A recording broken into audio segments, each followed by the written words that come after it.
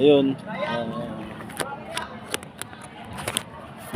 deliver tayo mga GB Cubs. Nandito tayo sa may STI ng Kauswagan. Ayan mga GB Cubs. Ayan po yung Kauswagan mga GB Cubs. STI. Ayan po yung eskwelahan ng STI mga GB Cubs. Ay mga estudyante, yan na. Yan mga estudyante sa likod ko mga GB Cubs.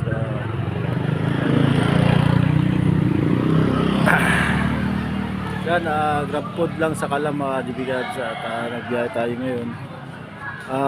Sa Kalap lang mga GB Cubs, bago tayo bumiyahe kanina, pinaayos ko muna natin yung motor.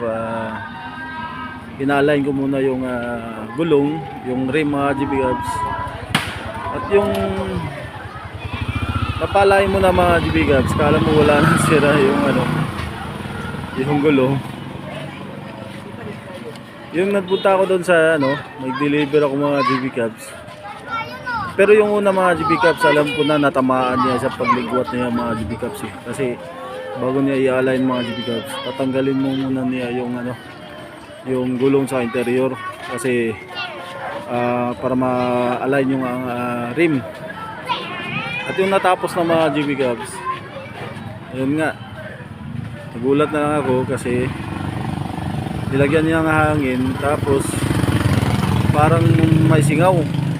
At yung singaw mga GB Cubs, nilagyan na naman yan ng langis. Yan. Sabi ko, akala ko lang lang yun eh. Yung parang lang, hindi niya naayos.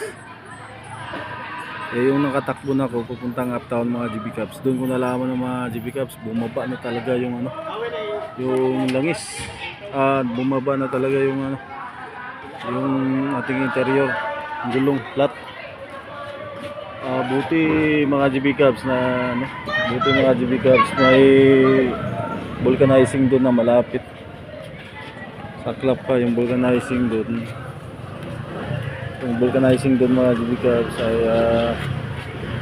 sobrang tirik. Madulas pa yung karsada mga GB Cubs. Ang hirap doon na magpa-vulcanize. Kaya sana pong yung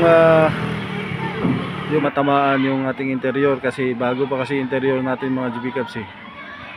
Yung pinaayos na natin yung rim. Saklap lang natamaan yung interior na naligwatan yung mga GB Cubs, kaya yan ang hirap dyan sa hindi gawa ng gawa lang at hindi tinitignan kung may matamaan ba kasi ang interior mga GB Cubs madali lang po kasi yan mapunit kasi lang yan, gumay. Kaya pag isang sikwat mo lang sa pantanggal ng gulong mga GB Cubs, yan butas ka agad yan mga GB Cubs. Kaya yan lang mga GB Cubs, yan ang iano ko ngayon dahil sa sitwasyon kanina na pinagawa ko yung motor, nadoble tuloy yung gastos ko. Kaya nag-invest, nagtitipid tayo mga GB Cubs. So wala, hindi talaga tayo nakapagtipid dahil nakabayad tayo ng pangalawang bayad. Kaya yan mga GB Cubs, at malaking pagsubok yung naranasan ko ngayon sa paggawa ko ng motor. At ayun mga GB Cubs, sana hindi na maulit yung nangyari sa akin mga GB Cubs. Hanggang dito na lang po tayo mga GB Cubs. At maraming salamat po, and God bless you sa lahat, mga GB Cubs.